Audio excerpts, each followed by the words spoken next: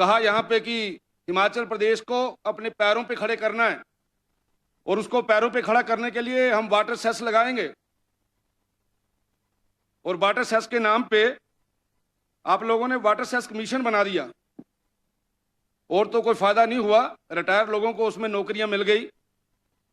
मुझे बताया जाए, मैं आदरणीय मुख्यमंत्री महोदय से जो पूछना भी चाहता हूं कि आपके उस वाटर सेस के कारण से आज एसजेवीएन का रुख देखो दूसरे प्रदेशों की तरफ हो गया है। आपके इस जो आपने बोला उसके ऊपर हमें बताया जाए। दफ्तर उसका जो ऑफिस किया है, बनाया है, उसकी रेनोवेशन के ऊपर आपने 2.5 करोड़ रुपया खर्च कर दिया और एक फौज वहां पे बिठा दी। लेकिन मुझे बताया जाए, जिस समय आप उसका जवाब देंगे, कि इसमें ये जो आप व्यवस्था परिवर्तन कहते हैं, जिसमें आप ये कहते हैं हम अपने पैरों पे खड़े होंगे, तो ये जो एक पर्टिकुलर ये जो मैं जो विषय ले रहा हूं, इसमें हम लोगों ने क्या तरक्की की है, हम कहाँ पहुंचे हैं, क्या कितना हमें इससे फायदा हुआ है और कितना हमारा खर्चा हुआ है। माननीय मुख्यमंत्री महोदय, कई बार काम करते करते ये ऐसा लगता है कि जो पिछली सरकार ने कोई नाम रखा है, इसके नाम को बदल दिया जाए। कोई बात नहीं, नाम भी बदल देना चाहिए, उसमें नहीं है। लेकिन सवाल ये है, नाम बदलने के बाद उसमें काम होता है या नहीं होता है। हमारी सरकार ने, मैं कई बार सोचता हूं कि जिस समय आपकी सरकार के बारे में अगर कोई किसी फ्लैगशिप कार्यक्रम की बात करेंगे तो क्या बोलेंगे हम आपके बारे में। आपकी तो सारी की सारी चीजें पाइपलाइन में हैं। जो चीजें हमने आज से 1 साल पहले यहाँ पे सदन में पढ़ी थी, सारी की सारी चीजें दोबारा फिर वही पढ़ रहे हैं। ग्रीन एनर्जी की बात हो रही है। आप हमारी सरकार ने के बारे में अगर आदरणीय जयराम ठाकुर जी के बारे में बात होगी तो याद किया जाएगा कि आदरणीय जयराम ठाकुर जी ने अपने समय में मुख्यमंत्री स्वावलंबन योजना चलाई, जिसके कारण से बेरोजगारों को रोजगार मिला। आदरणीय जयराम ठाकुर जी ने सहारा योजना बनाई, जिसके कारण से जो व्यक्ति कमा नहीं सकता, बेड के ऊपर है, उसको पेंशन लगाई। हमारी सरकार के बारे में लोग याद करेंगे कि हिम केयर के माध्यम से लोगों की सेवा की गई। आपको लोग कैसे याद करेंगे? आपका कौन सा ऐसा फ्लैगशिप प्रोग्राम है जिसके बारे में आम जनमानस चर्चा करे? हमें तो कोई नजर नहीं आता। और जिस तरीके से आप काम करते हैं, ये मैं आपको पहले भी चिट देकर इसीलिए बोला था कि आप मेरी बातों को ध्यान से सुने और उसमें जो मैं अच्छी अच्छी बातें बोलता हूं जरा उसके ऊपर अमल करें। आज परिस्थिति ये है कि आपके साथी तो दुखी हैं ही। ये जो यहाँ बैठे हुए ऑफिसर लोग हैं, सेक्रेटरी लोग हैं, आपके सामने कोई नहीं बोलता, नमस्ते मारते हैं आपको, लेकिन कमरे में जाके उस जिसमें शीशे के आगे खड़े होकर अपने मुंह के ऊपर ही चपेड़े मार रहे हैं कि कहां फंस गए हम। यानी इस प्रकार की परिस्थितियां बन गई हैं। इसलिए मुझे ऐसा लगता है कि हमें अपने काम करने के तरीके को ठीक करना चाहिए, इसका मूल्यांकन करना चाहिए। आप किस तरफ जा रहे हैं इसके बारे में चिंता करनी चाहिए। माननीय मुख्यमंत्री जी, हमारी सरकार ने मुख्यमंत्री स्वावलंबन योजना चलाई, जिसके अंतर्गत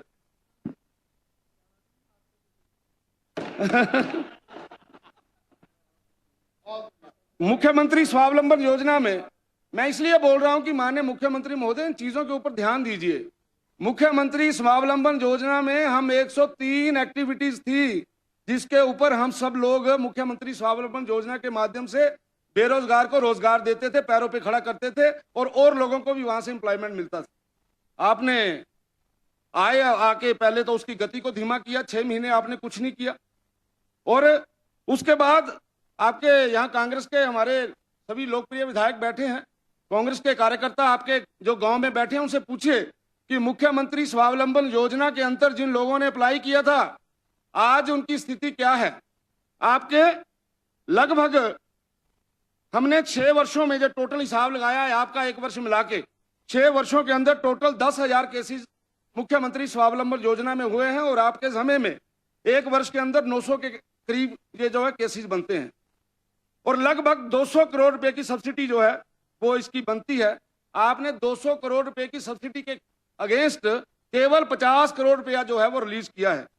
और ये आप ये चाहते हैं स्कीम बंद हो जाए। और आप ये बताइए कि जिस समय किसी गरीब आदमी ने, जिसने अपने पैरों पे खड़े होना है, उसने अप्लाई किया है, लोन के लिए अप्लाई किया है, आप उसकी सब्सिडी नहीं देंगे, वो बैंकरप्ट हो जाएगा, वो कैसे उसका काम चलेगा। और इन चीजों के लिए, जिसके लिए हमें पैसा देना जरूरी है, मुझे ऐसा लगता है इसके ऊपर ध्यान देना चाहिए। आप कहते हैं हमने बड़ी बचत करनी है, मैं बड़ी चारों तरफ से पैसा बचा रहा हूं। मैंने बड़े क्या समझ वो आपने किया भी है, आपने वो जो ट्रांसपोर्ट का एक फैसला लिया है उसको वापस किया है, अच्छी बात है। और ये जो जितनी भी मैं बातें बोल रहा हूँ, माननीय इंडस्ट्री मिनिस्टर साहब इन सारी बातों के बारे में बड़े अच्छे तरीके से जानते हैं। मुझे नहीं पता आपके साथ बात करते हैं इन विषयों पे नहीं करते हैं, लेकिन इनकी पीड़ा है ये। और इनकी पीड़ा ये है कि मैं इंडस्ट्री मिनिस्टर हूं लेकिन चलती नहीं है मेरी, चलाते आप हैं अपनी, और उस कारण से परेशान है क्योंकि ये सारी बातों को अच्छे तरीके से जानते हैं। और आपने ये बात कही ना सर कि इंडस्ट्री के विषय में, अब इंडस्ट्री के विषय में मैं 2 एग्जाम्पल लूंगा, बड़ा लंबा इसके ऊपर नहीं मैं बोलूंगा। ये हम बोलते हैं कि हमने क्या किया, मैंने अभी बताया आपको फ्लैगशिप प्रोग्राम आदरणीय जयराम ठाकुर जी के समय में क्या क्या हुआ है। तो उसी में उस समय इंडस्ट्री विभाग के अंदर मेडिकल डिवाइस पार्क और बल्क ड्रग पार्क 2 आए, 2 चीजें आई उस समय। और बल्क ड्रग पार्क के बीच में अभी मैं बोलूंगा तो आप बोलेंगे जी ये चुपती बात कर रहा है। नहीं, चुपती बात इसलिए बोल रहा हूं कि बल्क ड्रग पार्क है कहां? हरोली में। हरोली का राजा कौन है? आपके डिप्टी सीएम। तो वो डिप्टी सीएम अब उसके बीच का कारण क्या है वो आप बताएंगे, आप बोलेंगे आप बोल रहा है। अभी मेरे को बात तो पूरी करने दो अभी, और मैं क्लैरिटी तो करूंगा जब मैंने प्रश्न ही नहीं किया अभी तक, प्रश्न तो करने दो मुझे। ये अब ये नहीं, मैं ये बोल रहा हूं कि ये उनके वहां पे हमने ब्लड ड्रग पार्क दिया और उस समय ये हो गया, और उस ब्लड ड्रग पार्क के ऊपर 225 करोड़ रुपया हमने सेंटर से लिया और 38 करोड़ रुपया जो है वो स्टेट ने दिया सर। लेकिन क्या मैं ये झूठ बोल रहा हूं या सच बोल रहा हूं कि उस पार्क को चलाने के लिए अभी तक कोई भी एजेंसी जो है उसको आप नहीं फाइनल नहीं कर पाए अभी तक। और उसके बाद आप क्या चाह रहे हैं, माननीय मुख्यमंत्री क्या चाह रहे हैं? आप नहीं चाह रहे, मुझे पता, आपको पता है सारी बात का जो मैं बोल रहा हूं। माननीय मुख्यमंत्री क्या चाह रहे हैं? मुख्यमंत्री चाह रहे हैं नहीं कोई एजेंसी नहीं लेनी, हम अपने आप करेंगे। भाई ना आपके पास पैसा है ना आपके पास ज्ञान है, करना क्या आपने? आपके पास दोनों चीजें नहीं है। और जिस समय कहीं पर भी इतना बड़ा प्रोजेक्ट आता है उसके लिए एजेंसी हायर करनी पड़ती है, उसके लिए एजेंसी कोई ना कोई आती है। मुझे दुख से कहना पड़ रहा है 1 साल 4 महीने हो गए और इस पर्टिकुलर जो आपका प्रोजेक्ट है आदरणीय मोदी जी ने इसका शिलान्यास किया है और इतना बड़ा पैसा दिया हुआ है और वहां पर आपने अभी तक 1 पैसे का काम नहीं किया। क्या मैं सच बोल रहा हूं या झूठ बोल रहा हूं? क्या ये काम इसलिए नहीं किया जा रहा कि वो जो एरिया है वो डिप्टी सीएम का है? क्या ये कारण है? या क्या आप ये चाहते हैं कि जिला उन्ना के अंदर इतनी बड़ी जो इंडस्ट्री गई है, इतना बड़ा जो काम होना चाहिए था उसको लेट क्यों किया जा रहा है? इसके बारे में भी माननीय सुक्खू जी से निवेदन करूंगा कि कृपा करके इसके बारे में सही बात का जवाब दें। और मेरा बाकी इनको जो फीडबैक दे रहे हैं उनसे भी मेरा निवेदन है कि जो फीडबैक दे रहे हैं जो माननीय जो अपने ऑफिसर साहबान है ठीक फीडबैक दें, गलत फीडबैक मत दें। विक्रम जी, हाँ जी, 1 मिनट क्लेरिफिकेशन दें। माननीय अध्यक्ष महोदय, क्रांतिकारी हैं हमारे उद्योग मंत्री जी। अब फैसला आप लोगों ने करना है। 1400 बीघे बल्क ड्रग पार्क में मुफ्त में दे दी गई। 1400 बीघे हिमाचल प्रदेश की बल्क ड्रग पार्क में कंपटीशन के माध्यम से कंपटीशन हुआ, मुफ्त में दे दी गई, राइट। और बिजली कहा कि अगले 10 सालों में 3 रुपए पर यूनिट दी जाएगी।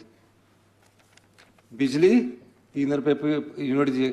जितना पानी खर्च होगा वो भी सरकार उपलब्ध करवाएगी।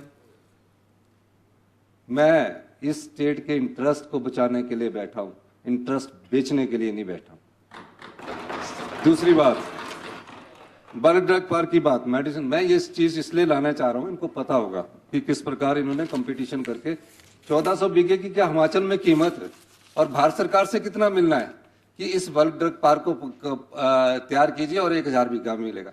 1400 बीघे की भरोली जैसे एरिया में पूरे में ही कम से कम 1400 करोड़ रुपए खर्च वो होगा और 3 रुपए पर यूनिट बिजली हम दे रहे हैं इंडस्ट्रीज को। हम खरीदते हैं 7 रुपए है अक्टूबर से मार्च तक, दे 3 रुपए रहे, तो ये क्या इन्वेस्टमेंट हुआ? हमने कहा कि हम बल्क ड्रग पार्क बनाएंगे, मैं पहले उसकी पूरी स्टडी करूंगा, मेरे पास फाइल आई है, फेज मैनर में हम आगे बढ़ेंगे। कौन सी इंडस्ट्री आना चाहती है, महज प्लॉट बना दिए जाए, महज प्लॉटों को बांट दिया जाए और फिर रीसेल हो मैं कितनी फाइलें 118 की मेरे पास आ रही है जिसमें प्लॉट बना के रीसेल करने की फाइलें आ रही है। ठीक करना चाहिए। मुझे नहीं लगता अगर आप लोग ठीक नहीं करेंगे, राजनीतिक तौर के ऊपर आप लोगों का नुकसान होने वाला है, बहुत बड़ा नुकसान होगा। मैं आपको मित्रता के नाते, रिश्तेदारी के नाते जो अभी भी सचेत कर रहा हूं कि बच जाओ, बचो किसी तरीके से, नहीं तो ये बहुत बड़ा नुकसान होगा आपका। जीजा जी है,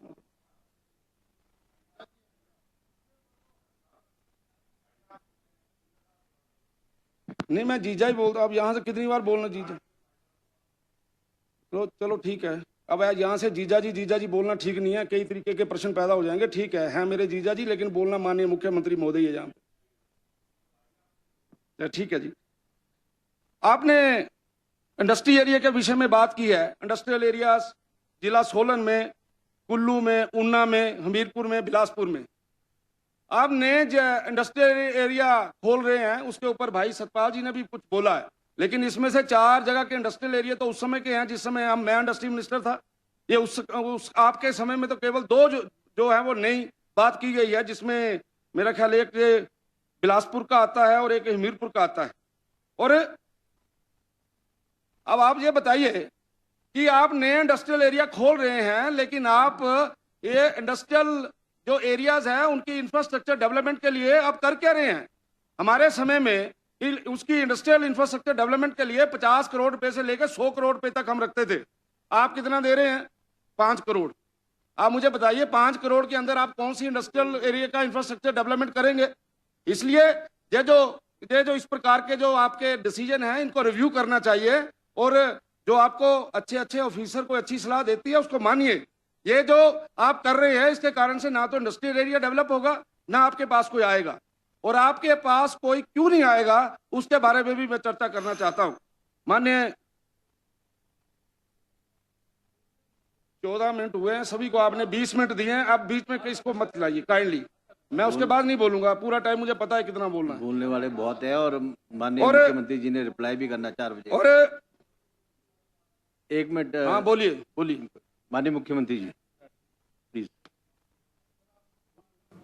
मैं बहुत इंडस्ट्री वाली बात है ना, तो बोलना पड़ेगा। इंडस्ट्री मिनिस्टर नहीं थे, मेरे को बोलना पड़ रहा है। माननीय अध्यक्ष महोदय, जहां इंडस्ट्री की बात है, विक्रम जी और बातें कर रहे हैं, उसका जवाब तो मैं बाद में दूंगा। इंडस्ट्री के मामले में मैं बताना चाहता हूं कि सबसे बड़ी इंडस्ट्री 280 करोड़ रुपए की हम कांगड़ा में लाए, वरुण बेवरेज के नाम से, पेप्सिको की। 5 साल में कोई इंडस्ट्री नहीं आई, इनकी जो इंडस्ट्रीज आई वो छोटे छोटे यूनिट आते रहे हैं। दूसरी बात, एक ऐसा कस्टमाइज पैकेज बना जहां जमीन जो है 1 रुपये लीज पर दे दी, और वो कंपनी आप क्या कर रही है? वो कंपनी आप कर रही है कि आगे जमीन और सब लीज पर दे रही है। मैं इन बातों पर जाना नहीं चाहता। इन्वेस्टमेंट उस समय ड्रेन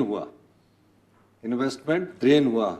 हमारी 1 बीघा की जगह की कीमत कम भी की जाए तो कम से कम 10 लाख लगा दी जाए बद्दी की, तो जहां 600 बीघा 1 रुपये लीज पर दे दी जाए, तो वो इंडस्ट्री आना हुआ कि इंडस्ट्री का इन्वेस्टमेंट ड्रेन हुआ है।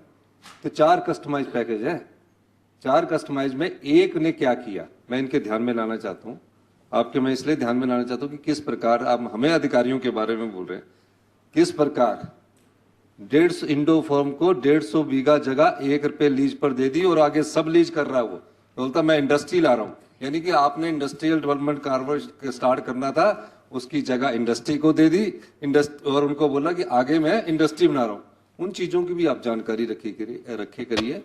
जब हिमाचल का इंटरेस्ट आता है तो हमें हिमाचल के इंटरेस्ट की बात करनी है। ये बात आप चाहे जानकारी प्राप्त कर लेना, मैं इसलिए आपके ध्यान में लाना चाहता हूँ। इंडस्ट्री के मामले में हमारी सरकार, जो आपके इंडस्ट्री मिनिस्टर होने के नाते महत्वपूर्ण सुझाव होंगे, उनको बिल्कुल लेगी, और हम इंडस्ट्री में ओपन है।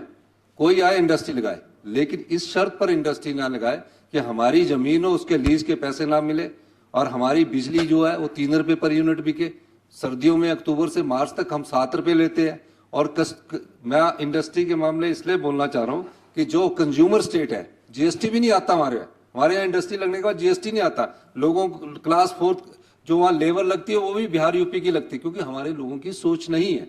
हम जितनी लगे, जितनी बड़ी इंडस्ट्री लगाए। इसलिए हमने ग्रीन इंडस्ट्री को प्रमोट करने के लिए एक समाज में सोच लाई, जिस इंडस्ट्री में कैसे कोई आएगा।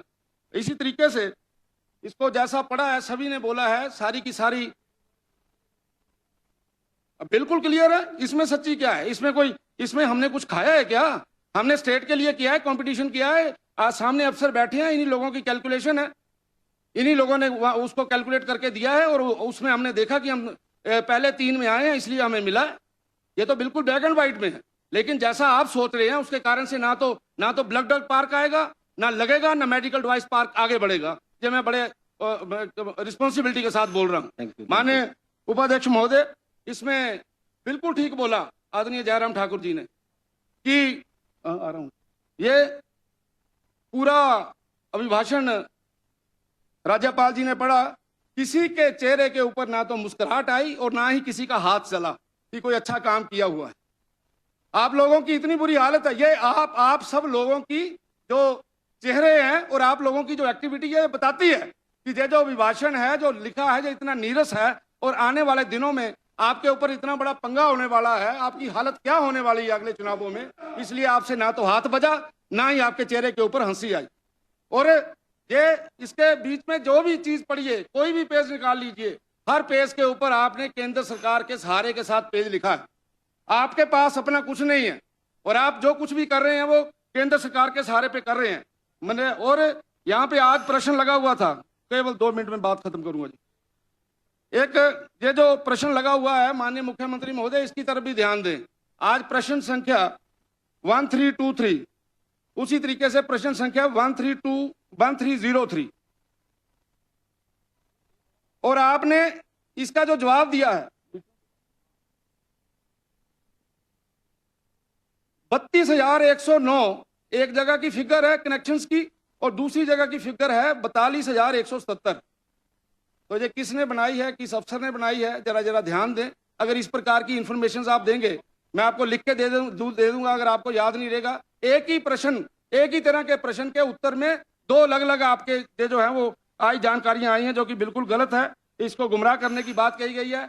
लास्ट विषय मनरेगा के बारे में यहाँ पर आदरणीय बुटेल जी बड़ा अच्छे तरीके से बोल रहे थे कि मनरेगा हम लाए, जैसे बहुत बड़ा पहाड़ लेके आगे आप मनरेगा। आपको पता है कि आज की तारीख में आपकी सरकार में मनरेगा में काम करने वाला भाई बहन, उनको किसी भी प्रकार का कोई लाभ नहीं मिलता उनके बच्चों की शादियों के लिए, उनके बच्चों की पढ़ाई के लिए, उनकी बीमारी के लिए, जो कि पिछली सरकार के समय तक मिलता था। आज बिल्कुल बंद है। अपने गांव में जाकर पता करिए कि मनरेगा में काम करने वाले जिन्होंने फार्म भरे हुए हैं उनको किसी भी प्रकार का कोई लाभ नहीं मिल रहा। इन सारी बातों की चिंता करिए। अगर केंद्र सरकार ने देना है तो वहां केस प्लीड करिए ना, कि केंद्र सरकार ने देना तो केस प्लीड करिए। इसलिए जब पूरे का पूरा जो आपका भाषण है, जब पूरे का पूरा राज्यपाल जी के द्वारा जो बुलाया गया है, उनसे बिल्कुल झूठ बुलाया गया है, उनको गलत तथ्यों के साथ यहाँ पे किया गया है। ये बिल्कुल नीरस था और मैं इसका समर्थन करने में समर्थ हूँ। आपने समय दिया, आपका बहुत बहुत धन्यवाद। अब इस चर्चा में भाग लेंगे माननीय सदस्य, माननीय मुख्यमंत्री। नहीं, सवाल का प्रदेश की संपदा लुटा ली और बोल रहे हाँ हमने बहुत अच्छा किया। हमारा ब्लड ड्रग पार्क भी लगेगा हमारी शर्तों पर, आज आपको मेडिकल डिवाइस पार्क भी लगेगा हमारी शर्तों पर, और अच्छी कंपनियां भी आएगी हमारी शर्तों पर। आप मेरे अच्छा बैठो तो सही। गुस्से क्यों हो रहे? आप गुस्से मत हो। इतना गुस्सा नहीं हो। आपकी शर्तों पर आएगा ना, आपसे भी शर्तें पूछ लेंगे, ऐसी बात नहीं है। आप इतना गुस्से मत होइए, आप निश्चित रहिए। लेकिन कोई भी चीज है उसका सिस्टमेटिक ढंग होता है। आप लुटा के भी बोलते हैं कि हमने किया, कोई साफ है? अरे मेरी बात सुनो, आज इसलिए ये तीसरी बार बोल दिया आपने, तीसरी बार। माननीय अध्यक्ष महोदय, माननीय विक्रम जी, चलिए ठीक, विक्रम जी प्लीज बैठिए। फिर गुस्सा हो जाते हैं आप इसे सीख रहे हैं। मैं इतना जरूर जानता हूं कि इस चीज में बुद्धिमत्ता की बात है, इस चीज में हिमाचल का इंटरेस्ट कम है। यहाँ हमको कैसे देखना है इस चीज से अधिकारी ही काम करते हैं, हम नहीं करते, पर हमारी भी इतनी समझ है। और आप इतने गुस्से मत होइए, जो आपने लुटाया है उसको बचाने का जिम्मा जनता ने हमें दिया, हम उसको बचाएंगे। आप हिम्मत रखिए, कोई ऐसे मत घबराइए। लेकिन मैं ये चाहता हूं कि